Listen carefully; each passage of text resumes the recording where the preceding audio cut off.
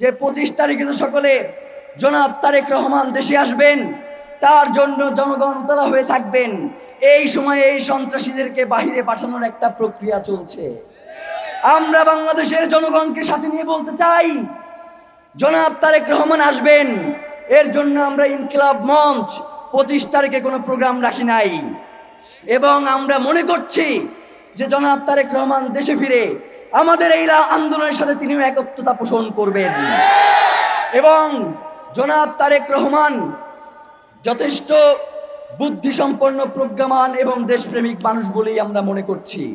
সুতরাং তিনি বাংলাদেশের স্বাধীনতার সার্বভৌমত্ব বিনষ্ট হয়, বাংলাদেশ ইনসাফ কায়েমের যেই লড়াই সেটা বাধাগ্রস্ত হয়, দেশপ্রেমিক তারেক রহমান এই ধরনের কোনো সিদ্ধান্ত নেবেন না। তিনি অবশ্যই যাতে অতি দ্রুত ওসমান হাদির খুনিদেরকে বিচারের মুখোমুখি করা যায় এবং 30 দিনের মধ্যে সেই বিচার কাজ সম্পন্ন করা যায়, সেক্ষেত্রে তিনিও আমাদের সাথে একত্রতা পোষণ করে এই আন্দোলনে সামিল হবেন।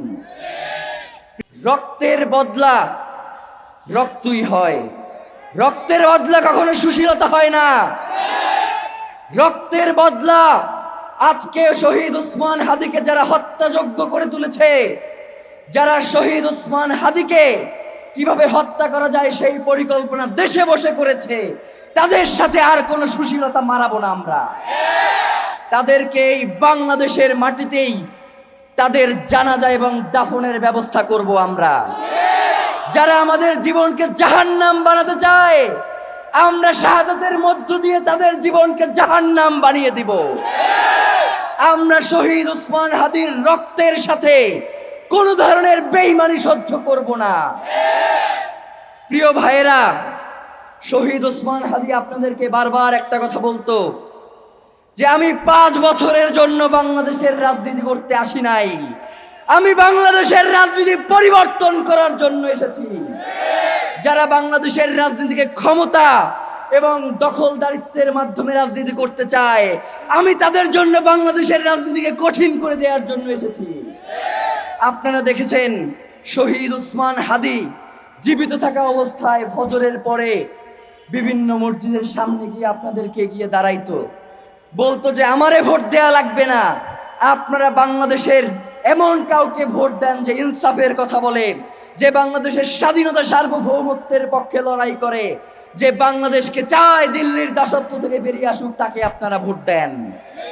সুতরাং শহীদ ওসমান হাদির যে আদর্শ, যে শত্রুর সাথেও আমাদেরকে ইনসাফ করতে হবে, অনেকেই আমাদেরকে ভুল বোঝান যে শহীদ ওসমান হাদি এইটা পছন্দ করতেন না, শহীদ ওসমান হাদি এই কাজ করতেন না। আমরাও বলি শহীদ ওসমান হাদি যেই কাজ করতেন না, আমরাও সেই কাজ করব না। শহীদ ওসমান হাদি সহিংসতা পছন্দ করতেন না। তার মৃত্যুর পরে বাংলাদেশের ইতিহাসে সর্ববৃহৎ জানাজা হয়েছে। এই 12, 14, 15 লাখ লোককে যদি আমরা বলতাম যে শহীদ ওসমান হাদির রক্তের বদলা নিয়ে আপনাদেরকে এই ঢাকা শহর ছাড়তে হবে, তারা তার রক্তের বদলা নিয়ে এই ঢাকা শহর ছাড়তো। কিন্তু আমরা তাদেরকে বলেছি যে কোনো ধরনের সহিংসতার মধ্যে আমরা যাব না, আমরা বাংলাদেশকে স্থিতিশীল রাখতে যা যা করবার দরকার হয় আমরা তাই করব। কিন্তু আমরা দেখতে পাচ্ছি যে বাংলাদেশে সুশীলতার নামে বাংলাদেশে কিছু গোষ্ঠী যারা নির্ধারিত লোকদের নিয়ে বিভিন্ন জায়গায় স্যাবোটেজ করে শহীদ ওসমান হাদির যেই লড়াই, তার যেই সাংস্কৃতিক লড়াই, তার যে ইনসাফ কায়েমের লড়াই, সেটাকে লঘু করবার জন্য বিভিন্ন জায়গায় স্যাবোটেজ করা হয়েছে। এবং প্রতি সময়ে আমরা দেখতে পাচ্ছি যে তারা শহীদ ওসমান হাদির যে আদর্শ, সেই আদর্শকে বিলীন করে দেওয়ার জন্য বিভিন্নভাবে মিডিয়া, সোশ্যাল মিডিয়াগুলোতে তারা প্রোপাগান্ডা চালাচ্ছে। আমরা আপনাদেরকে বলে দিতে চাই, শহীদ শরীফ ওসমান হাদি বাংলাদেশের জন্য এমন এক নক্ষত্র, শহীদ ওসমান হাদি বাংলাদেশের জন্য জুলাইয়ের এমন এক প্রাণ। আপনারা যতই চেষ্টা করেন না কেন, শহীদ ওসমান হাদিকে আপনারা কোনোভাবেই জনতা থেকে বিচ্ছিন্ন করতে পারবেন না। শহীদ ওসমান হাদি আবাবিল হয়ে আসমান থেকে বাংলার জমিনে নেমে আসবে। শহীদ ওসমান হাদির এই ইনকিলাব বাংলাদেশের মানুষের স্বাধীনতার সংগ্রামের কথা বলবে, তাদের জুলাইয়ের কথা বলবে, ইনসাফের কথা বলবে। এই যে মায়া, আমার মা এবং বোনেরা, শহীদ ওসমান হাদির মা এবং বোনেরা এই পেছনে এসে দাঁড়িয়েছে, তারা আমাদেরকে বলছে যে আমাদের সন্তানদেরকেও যদি এর জন্য রক্ত দিতে হয়, আমরা তার জন্যই এখানে এসে দাঁড়িয়েছি। প্রিয় ভাইয়েরা, একটা কথা আপনাদেরকে মনে করিয়ে দেই যে আপনাদের এই মিডিয়ার সামনেই শহীদ ওসমান হাদি বারংবার বলেছে যে বাংলাদেশের জমিনে আমরা দেখতে পাচ্ছি, আমরা যদি এই জুলাইকে যদি আমরা বাঁচিয়ে রাখতে না পারি, তাহলে বাংলাদেশের আকাশে এমন এমন অন্ধকার আসতে পারে যেটা আমাদের জন্য সেই অন্ধকার থেকে আলোর মুখ দেখা অসম্ভব হয়ে পড়তে পারে। প্রিয় ভাইয়েরা, শহীদ ওসমান হাদি রক্ত দিয়েছেন, আল্লাহ তাকে শাহাদাত কবুল করেছেন। আমরা আশা রাখছি আল্লাহ যদি আমাদেরকেও শাহাদাত কবুল করে, তবুও বাংলার জমিনে ইনসাফ লড়াইয়ের এই লড়াই আপনারা চালিয়ে যাবেন, আপনারা বাংলার জমিনে ইনসাফ কায়েম করেই ছাড়বেন ইনশাআল্লাহ। আজকে আমরা এখানে সকলে দাঁড়িয়েছি একটা শপথ পড়বার উদ্দেশ্যে। আমরা প্রতিনিয়তই শপথ পড়ি এবং ভুলে যাই। মাহমুদুর রহমান একটা কথা প্রায়ই বলেন যে বাংলাদেশের মানুষ, এই বাঙালি মুসলমান বারংবার রক্ত দেয় এবং এরপরে ভুলে যায়, তার আর মনে থাকে না। আমাদেরকে আর ভুলে গেলে চলবে না। শহীদ ওসমান হাদিরা যদি এই রক্ত দিয়ে বাংলার জমিনে ইনসাফ কায়েম করতে না পারে, তারা যদি দিল্লির তাবেদারির কাছে মাথা নত করে, তাহলে বাংলাদেশের স্বাধীনতা সার্বভৌমত্বকে টিকিয়ে রাখা যাবে না। আপনাদের সবাইকে সেই গোলামীর জিঞ্জির পরে বসে থাকতে হবে।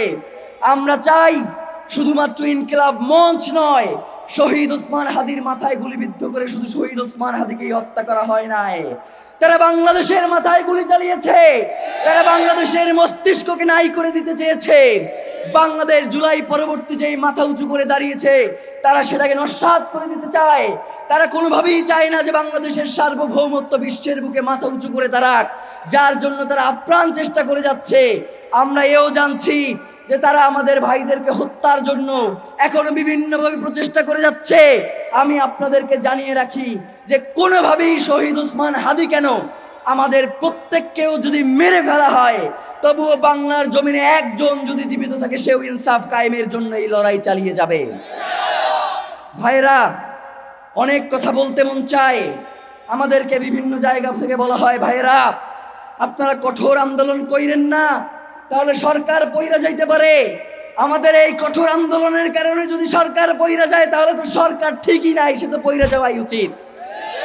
সরকারের যদি এই সামান্য আমাদের এই বক্তব্যই যদি সহ্য না হয়, তারা যদি এই ছোট্ট অল্প পরিসরের মানুষগুলোকেই মনে করে তারা হুমকি, যেই মানুষগুলো বাংলাদেশের স্বাধীনতা সার্বভৌমত্বকে টিকিয়ে রাখতে চায়, তাদেরকে যদি তারা হুমকি মনে করে, তাহলে আমরা মনে করছি যারা এখন সরকারে রয়েছে তারা বাংলাদেশের স্বাধীনতা সার্বভৌমত্বের শত্রু, তারা বাংলাদেশের ইনসাফ কায়েমের শত্রু, তারা বাংলাদেশের স্থিতিশীলতার শত্রু। সুতরাং আমরা ইনকিলাব মঞ্চ আপনাদেরকে জানিয়ে দিতে চাই, আমরা গতকালকে আপনাদের মাধ্যমে 3 দফা ঘোষণা করেছি। এখন পর্যন্ত আমাদের কাছে এর কোনো সুনির্দিষ্ট ব্যাখ্যা এসে উপস্থিত হয় নাই। 90 দিনের কথা বলা হয়। আরে হারামজাদা, তুই ক্ষমতায় আসিস 30 দিন, তুই 90 দিনের কি বিচার করবি বেটা? ফাজলামি করো। 90 দিনের কথা বলে আগামী 30 কার্য দিবসের মধ্যে দ্রুত বিচারিক ট্রাইব্যুনালের মধ্য দিয়ে আন্তর্জাতিক গোয়েন্দা সংস্থার যারা পেশাদারী এবং নির্ভরযোগ্য, তাদের মধ্য দিয়ে শরীফ ওসমান হাদির খুনের সাথে যারা জড়িত রয়েছে তাদেরকে গ্রেফতার করে আগামী 30 কার্য দিবসের মধ্যে বিচার নিশ্চিত করতে হবে। কোনো হাঙ্কি বাঙ্কি চলবে না। প্রিয় ভাইয়েরা, আমরা বলেছি, আমাদেরকে এখনো বিভিন্ন মাধ্যম থেকে জানানো হয় যে শহীদ ওসমান হাদিকে যারা হত্যা করেছে তারা এই দেশেই রয়েছে, এবং আমাদেরকে বলা হচ্ছে যে 25 তারিখে তো সকলে জনাব তারেক রহমান দেশে আসবেন, তার জন্য জনগণ উতলা হয়ে থাকবেন। এই সময়ে এই সন্ত্রাসীদেরকে বাহিরে পাঠানোর একটা প্রক্রিয়া চলছে। আমরা বাংলাদেশের জনগণকে সাথে নিয়ে বলতে চাই, জনাব তারেক রহমান আসবেন, এর জন্য আমরা ইনকিলাব মঞ্চ 25 তারিখে কোনো প্রোগ্রাম রাখি নাই, এবং আমরা মনে করছি যে জনাব তারেক রহমান দেশে ফিরে আমাদের এই আন্দোলনের সাথে তিনিও একত্রতা পোষণ করবেন, এবং জনাব তারেক রহমান যথেষ্ট বুদ্ধিসম্পন্ন, প্রজ্ঞামান এবং দেশপ্রেমিক মানুষ বলেই আমরা মনে করছি।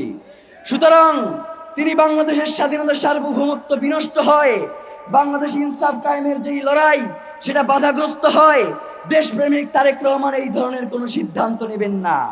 তিনি অবশ্যই যাতে অতি দ্রুত ওসমান হাদির খুনিদেরকে বিচারের মুখোমুখি করা যায় এবং 30 দিনের মধ্যে সেই বিচার কাজ সম্পন্ন করা যায়। সেক্ষেত্রে তিনিও আমাদের সাথে একতা পোষণ করে এই আন্দোলনে সামিল হবেন। প্রিয় ভাইয়েরা, আমরা ইনকিলাব মঞ্চ আপনাদেরকে সর্বশেষ যেই কথাটা বলতে চাই, আগামী 30 দিনের মধ্যে শহীদ ওসমান হাদিকে যারা খুন করেছে, আমরা মনে করছি তাকে যেই গুলিটা করা হয়েছে, এই খুনি চক্রের সব থেকে ছোট গুরুত্বপূর্ণ ব্যক্তি হচ্ছে যে গুলিটা করেছে। সব থেকে বড় রাঘব বোয়ালদেরকে আড়াল করবার জন্যই তাকে এখন পর্যন্ত জনসম্মুখে আনা হয় নাই। এই রাঘব বোয়াল কারা আমরা জানি, আমরা বোঝার চেষ্টা করছি। যদি এই রাঘব বোয়ালদেরকে জনতার সম্মুখে না আনা হয়, যদি এই রাঘব বোয়ালদেরকে কোনোভাবে আড়াল করবার চেষ্টা করা হয়, বাংলার জনগণ যদি তখন রাজপথে নেমে আসে, আপনাদের সেই সামর্থ্য নাই এই জনগণকে আপনারা কোনোভাবেই ঘরে ফিরিয়ে নিয়ে যাবেন। এই জনতা একবার রাস্তায় নামলে জুলাই হয়, এই জনগণ একবার রাস্তায় নামলে বাংলাদেশের স্বাধীনতা সার্বভৌমত্ব টিকে যায়। সুতরাং যারা স্বাধীনতা সার্বভৌমত্বকে বিনষ্ট করতে চান, আপনাদেরকে আমরা হুঁশিয়ারি করে বলতে চাই, বাংলার জনগণ আমাদের শুধু অপেক্ষায় রয়েছে যে আমরা কি কর্মসূচি ঘোষণা করব। আগামী 25 তারিখের পরে আমরা বাংলাদেশের লাগাতার কর্মসূচি ঘোষণা করব এবং সারা দেশে সেই কর্মসূচি বাস্তবায়িত হবে। বাংলাদেশকে ওসমান হাদির খুনিদের গ্রেফতার করে না পারা পর্যন্ত বাংলাদেশে আমাদের এই লড়াই চলমান থাকবে। আমরা যদি মরেও যাই, আপনারা এই লড়াই চালিয়ে যেতে প্রস্তুত আছেন না? সুতরাং আমাদের প্রধান দাবি হচ্ছে শহীদ ওসমান হাদির হত্যার সাথে যারা জড়িত রয়েছে সকল কুশীলবদেরকে দ্রুত আইনের আওতায় নিয়ে আসা, সিভিল মিলিটারি ইন্টেলিজেন্সের মধ্যে ঘাপটি মেরে বসে থাকা আওয়ামী সন্ত্রাসীদেরকে দ্রুত চিহ্নিত বিচারের মুখোমুখি করা। প্রিয় ভাইয়েরা, বাংলাদেশ খুব কঠিন পরিস্থিতির মধ্য দিয়ে যাচ্ছে। বাংলাদেশ খুব কঠিন পরিস্থিতির মধ্য দিয়ে যাচ্ছে। আমরা সবাই মিলে যদি এই কঠিন পরিস্থিতি মোকাবেলা করতে না পারি, তাহলে যেই জুলাই আমাদেরকে আশার আলো দেখিয়েছিল, সেই আশার আলো নিভেও যেতে পারে। আমরা কি সেটা হতে দিব? আমাদের 1400 ভাই এবং বোনের রক্ত এই রাজপথে লেগে আছে। এই রাজপথে আমাদের দেশপ্রেমিক সেনা অফিসারদের রক্ত লেগে আছে। এই রাজপথে শাপলার শহীদদের রক্ত লেগে আছে।